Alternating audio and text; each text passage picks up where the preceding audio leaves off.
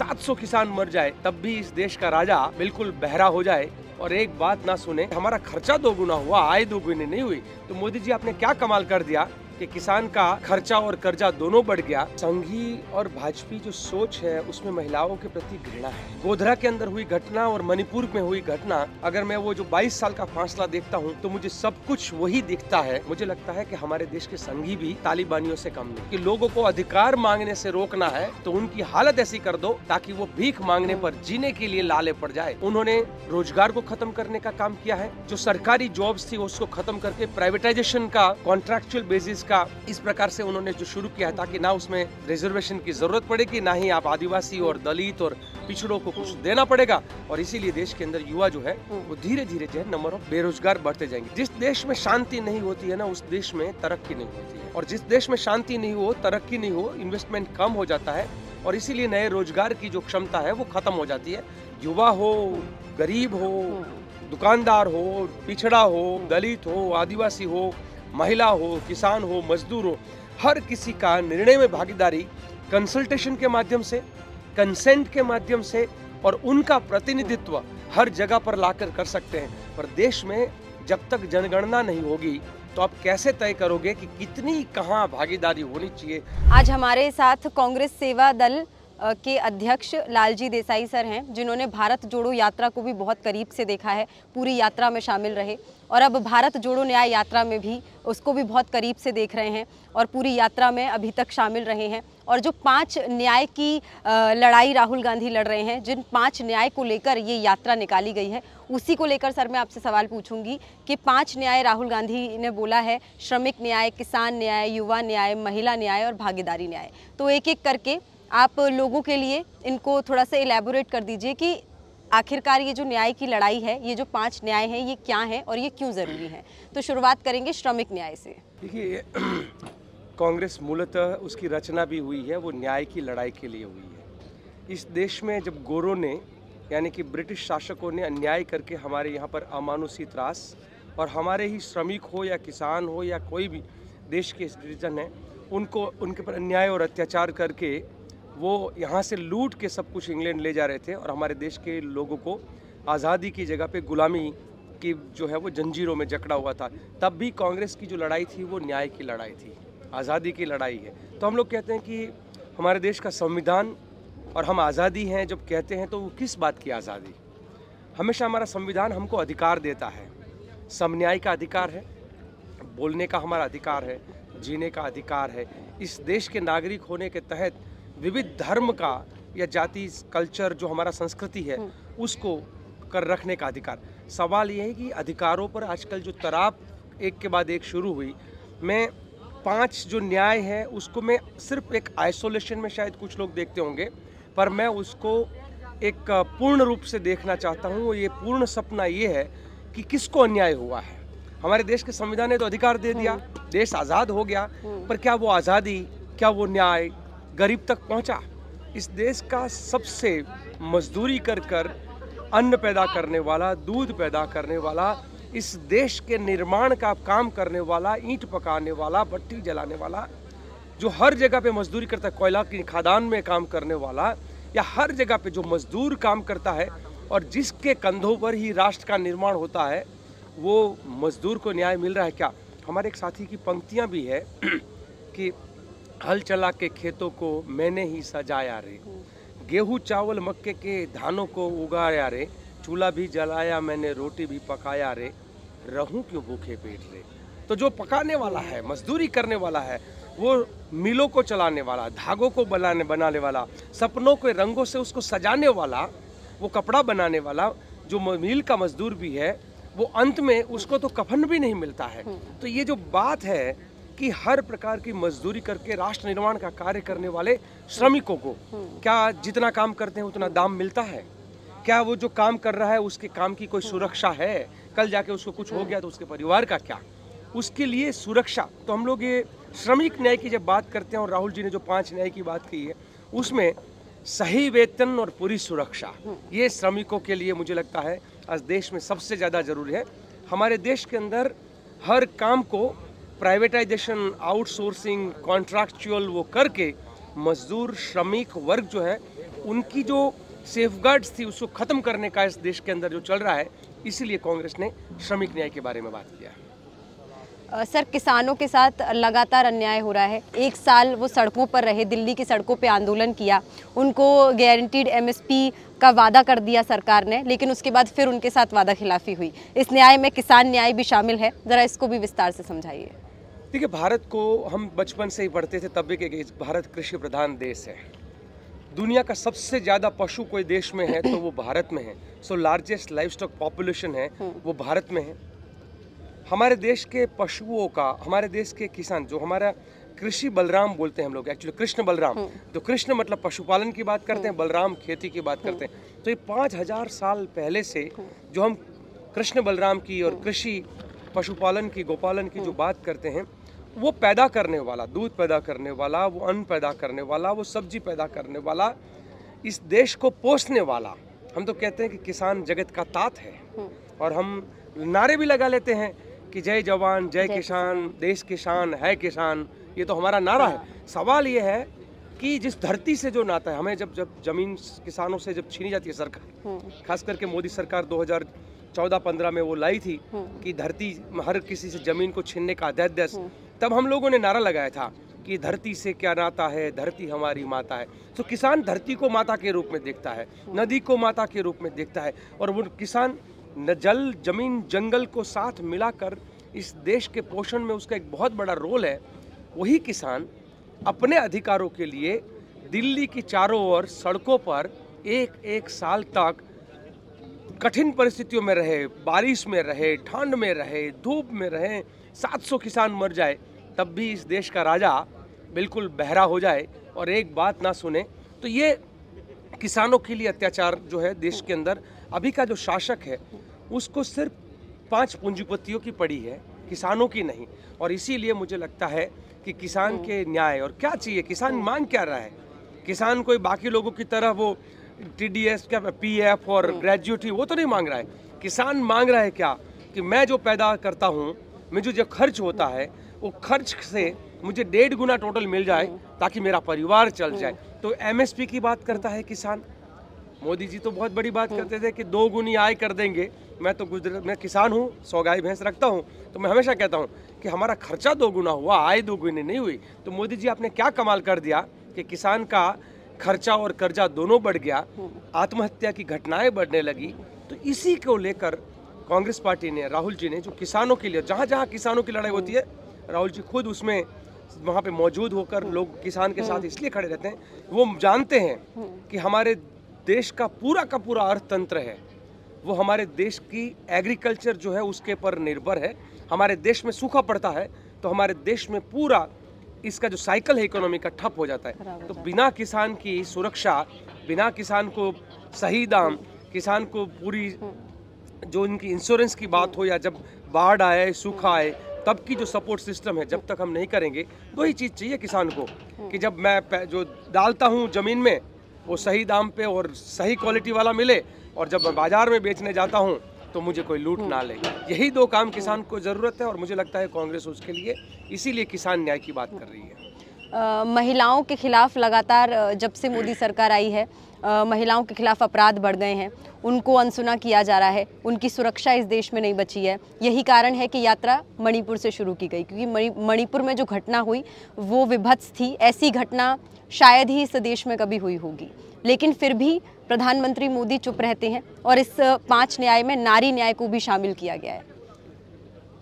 देखिए, संघी और भाजपी जो सोच है उसमें महिलाओं के प्रति घृणा है। RSS की 100 साल का, उनका 100वां साल अब शुरू होने वाला है, और 99 साल हो चुके हैं, आज तक उनकी कोई भी महिला अध्यक्ष नहीं बनी है।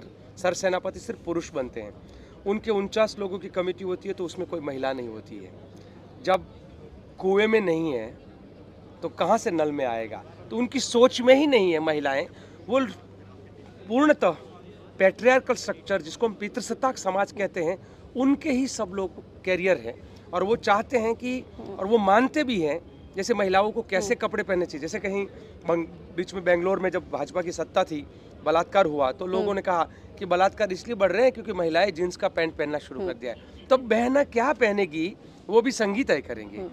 उन्नाव की घटना सब लोग जानते हैं, हाथरस की घटना सब कोई जानते हैं। तो दर्द ये होता है कि जहाँ जहाँ संघी शासन होता है वहाँ बच्चियों की चित्कार बढ़ जाती है, बच्चियों पर बलात्कार बढ़ जाता है। तो ये उनकी जो सोच है, महिला को सिर्फ और सिर्फ वो लोग एक बच्चे पैदा करने का या अपने मनोरंजन का एक हिस्सा मान के, तो उनकी सोच में जब तक बदलाव नहीं होगा, महिलाओं पर अत्याचार इस देश में होता रहेगा। मैं गुजरात से हूँ, गोधरा के अंदर हुई घटना और मणिपुर में हुई घटना, अगर मैं वो जो 22 साल का फासला देखता हूँ तो मुझे सब कुछ वही दिखता है जो नरेंद्र मोदी गुजरात के सीएम थे और आज वही नरेंद्र मोदी भारत के पीएम हैं। तो ये दोनों समय का मैं घटना पे देखता हूँ, वहाँ पे भी प्रेग्नेंट महिला के साथ बलात्कार के बाद उसके बच्चे को पेट से चीर कर निकाल देना, आग में फेंक देना, क्या क्या नहीं हुआ है पूरा भारत जानता है। हमारी कुकी महिला के साथ, मैतेई महिला के साथ अमानवीय व्यवहार हुआ। मैं तो कभी साथियों को कहता हूँ कि एक द्रौपदी का वस्त्र खींचा था वो दुर्योधन और दुशासन ने, तो महाभारत हो गया था। एक हमारे महिलाओं को निर्वस्त्र करके बाजार में घुमाया जाता है, उनके अंगों के साथ विभत्स व्यवहार किया जाता है, तब भी हमारा देश का धृतराष्ट्र अंधा होकर बैठता है। और वही दुर्योधन और दुशासन आज भी सत्ता में बैठे हुए 5000 साल हो गया, परिस्थिति वहीं की वही है। और इसीलिए कांग्रेस को लगता है कि महिला की आवाज़ को जब तक, जिस देश में महिलाएं सुरक्षित नहीं है, जिस देश में महिलाओं का सम्मान नहीं होता है, जिस देश में महिला बेखौफ घूम नहीं सकती है, वो देश का कभी तरक्की नहीं हो सकता है। तालिबानियों ने जिस प्रकार से महिलाओं को, जिस देश में महिला डॉक्टर हुआ करती थी, आज उनके लिए पढ़ाई करना बंद कर दिया। मुझे लगता है कि हमारे देश के संघी भी तालिबानियों से कम नहीं है और इसीलिए ज़रूरत है आज महिलाओं को न्याय दिलवाने की, फिर से महिलाओं को वही आज़ादी वापस दिलवाने की।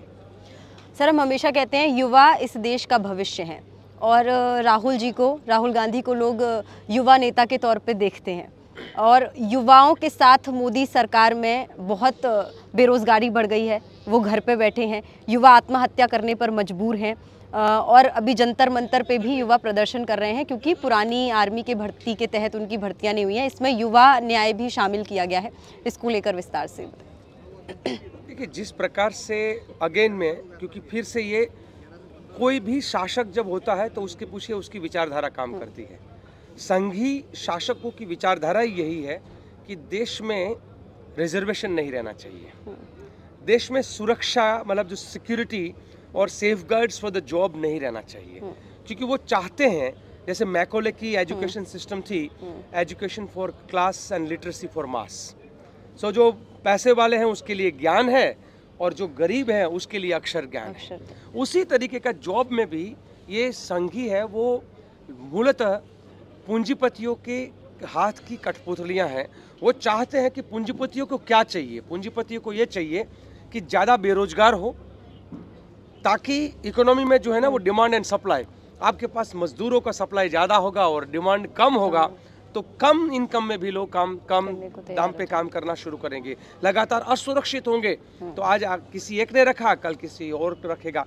तो ये असुरक्षा, कम दाम देना, ज़्यादा मजदूर रखना, ज़्यादा बेरोजगार रखना, ताकि लोग जो है वो अपने रोज बरोज के खाने के लिए भी भीख मांगने की नौबत हो जाए, और जो भीख मांगना शुरू करता है वो अधिकार मांगना बंद कर देता है। और ये संघी सोच है कि लोगों को अधिकार मांगने से रोकना है तो उनकी हालत ऐसी कर दो ताकि वो भीख मांगने पर जीने के लिए लाले पड़ जाए। मतलब ये जो सोच है, और इसीलिए उन्होंने रोजगार को ख़त्म करने का काम किया है। इसीलिए उन्होंने जो सरकारी जॉब्स थी उसको ख़त्म करके प्राइवेटाइजेशन का, कॉन्ट्रैक्चुअल बेसिस का, इस प्रकार से उन्होंने जो शुरू किया है, ताकि ना उसमें रिजर्वेशन की ज़रूरत पड़ेगी, ना ही आप आदिवासी और दलित और पिछड़ों को कुछ देना पड़ेगा। और इसीलिए देश के अंदर युवा जो है वो धीरे धीरे जो है नंबर ऑफ बेरोजगार बढ़ते जाएंगे। दूसरी बात जो है, जिस देश में शांति नहीं होती है ना, उस देश में तरक्की नहीं होती है, और जिस देश में शांति नहीं हो, तरक्की नहीं हो, इन्वेस्टमेंट कम हो जाता है, और इसीलिए नए रोजगार की जो क्षमता है वो ख़त्म हो जाती है। मुझे लगता है आज हमारे देश में वही हो रहा है, नए रोजगार का क्रिएशन का जगह पे मोदानी मॉडल, जिसको मैं कहता हूँ, गुजरात में मैं 2013 से चिल्ला के बोल रहा हूँ कि कोई डेवलपमेंट मॉडल नहीं है, ये मोदानी मॉडल है, मोदी, अदानी और अंबानी का मॉडल है। ये गरीबों को लूट कर अमीरों के खजाने तैयार करने का ये मॉडल है। और ये मोदी मॉडल का जो जब तक हम लोग उसके खिलाफ आवाज़ नहीं उठाएंगे, युवा आवाज़ नहीं उठाएगा, तब तक युवा बेरोजगार रहेंगे। कांग्रेस पार्टी ने युवाओं को न्याय के लिए ये जो अपना 5 जो प्रॉमिसेस है, 5 न्याय की जो बात की है, तो मुझे खुशी है क्योंकि भारत युवा देश है। और जब हमारे देश में इतने युवा है, अगर वो युवा रास्ता भटक जाएंगे और कहीं पर भी टेररिज्म और नक्सलिज्म या किसी भी प्रकार का जो असंतोष होता है उसी से शुरू होता है। जिस देश में लोगों के पास जॉब नहीं होते हैं, उस देश के युवा भटक जाते हैं और कांग्रेस नहीं चाहती है कि युवा भटके। सर, अंत में भागीदारी न्याय जिसको लेकर के राहुल गांधी मुखर होकर संसद में बहुत समय से जातीय जनगणना की मांग कर रहे हैं। उनका मानना है कि जातीय जनगणना जब तक नहीं होगी तब तक भागीदारी न्याय नहीं मिल सकता है लोगों को। तो इसको लेकर के विस्तार से कि ये कितना ज़रूरी है और ये क्यों ज़रूरी है। कि एक हम लोग आंदोलनों में कहते थे, जब भी संघर्ष करते थे, कि जिसकी जितनी संख्या भारी उसकी उतनी भागीदारी। अब जिसकी जितनी संख्या भारी है, अब देश में हो क्या रहा है हर जगह पे जब भी संघी शासक आते हैं तो कहीं मजबूरी में कोई ओबीसी को एकाध को मुख्यमंत्री बना देंगे, अलग बात है, पर ज़्यादातर जगह पे वो घूम फिर कर उनकी जो मनुवादी सोच है वो निकल कर आती है। और इसीलिए हो ये रहा है। और जब हम लोग कहते हैं कि भागीदारी किस में, 2 ही चीज़ में भागीदारी चाहिए, वो है शासन में और संसाधन में। शासन में भागीदारी, और जब हम लोग कहीं कहते हैं कि देश में आज़ादी का मतलब क्या है, आज़ादी का मतलब है कि आज देश की पॉलिसी में, देश के निर्णय में, देश के बड़े बड़े फैसलों में जनता का भागीदारी। और जनता का भागीदारी अलग अलग तरीके से होता है। जैसे मैं अपना नेता चुनता हूँ, मैं एमएलए चुनता हूँ, मैं जिला परिषद चुनता हूँ, मैं पार्लियामेंटेरियन चुनता हूँ, जो भी चुनता हूँ, तो उसमें मेरी एक भागीदारी होती है कि मैं कैसे व्यक्ति को चुनता हूँ। और जो सिर्फ यही नहीं है कि मेरे को चुनना है, उस जगह पे जाने का भी सबका अधिकार बराबर है। यही इसीलिए राघव जी ने पंचायती राज का पूरा जो डिसेंट्रलाइजेशन का मॉडल भी लाए थे। तो जब तक जनता की निर्णय में भागीदारी नहीं होगी, एक राजा निर्णय करेगा, जैसे अभी हुआ, राहुल जी और हम सब लोग आसाम में थे, तो कोई एक राजा को मंदिर में प्राण प्रतिष्ठा करना था, बाकी मंदिरों के प्राण उन्होंने ऑलमोस्ट बंद कर दिए थे, बाकी मंदिरों के दरवाजे बंद कर दिए थे। तो अब एक राजा तय करेगा कि मंदिर का दरवाजा कब खुलेगा, आप पूजा अर्चना कब करोगे। तो ये जो है कि निर्णय कौन करेगा, निर्णय देश की जनता करनी चाहिए। और निर्णय की भागीदारी जो है उसके लिए प्लेटफॉर्म होना चाहिए, उसके लिए संवैधानिक संस्थाएं जिंदा रहनी चाहिए। आज निर्णय की भागीदारी को खत्म करने में भाजपा लगी हुई है, संवैधानिक संस्थाओं को खत्म करने में लगी हुई है। ऐसा बहुत जगह पे हो रहा है। और मुझे लगता है कि हम युवा हो, गरीब हो, दुकानदार हो, पिछड़ा हो, दलित हो, आदिवासी हो, महिला हो, किसान हो, मजदूर हो, हर किसी का निर्णय में भागीदारी कंसल्टेशन के माध्यम से, कंसेंट के माध्यम से और उनका प्रतिनिधित्व हर जगह पर लाकर कर सकते हैं। पर देश में जब तक जनगणना नहीं होगी तो आप कैसे तय करोगे कि कितनी कहाँ भागीदारी होनी चाहिए। और इसीलिए कांग्रेस पार्टी ने ये जो जनगणना वाली बात रखी है, जो जिनको हम सवर्ण कहते हैं, सो कोल्ड, मैं तो सो कोल्ड कहूँगा क्योंकि कौन सवर्ण कौन अवर्ण, हम सब समान हैं, पर जिसको जनरल कैटेगरी में रखा हुआ है उसमें भी गरीब है, ब्राह्मणों में भी गरीब है, ठाकुरों में भी गरीब है, अन्य जो जनरल कैटेगरीज है उसमें भी लोग गरीब है। तो वो गरीब परिवार के बारे में कौन सोचेगा। जनगणना से पता चलेगा कि जनरल कैटेगरी में गरीब कितने हैं, अमीर कितने हैं, पिछड़ों में गरीब और अमीर कितना है। और इसीलिए जनगणना जरूरी है। और मैं मानता हूं कि भाई जब तक जनता का निर्णय में भागीदारी नहीं होगा, इस देश में लोकतंत्र नहीं बचेगा। और इसीलिए कांग्रेस ने इस बात को रखा है। बहुत बहुत शुक्रिया सर। ये हमारे साथ कांग्रेस सेवा दल के अध्यक्ष लालजी देसाई जी थे, जिन्होंने विस्तार से 5 न्याय को समझाया। ये 5 न्याय की जो लड़ाई है, जो राहुल गांधी लड़ रहे हैं, सड़क से लेकर संसद तक न्याय का हक मिलने तक, वो 5 न्याय भी उन्होंने समझाए और विस्तार से समझाए। न्याय का हक मिलने तक।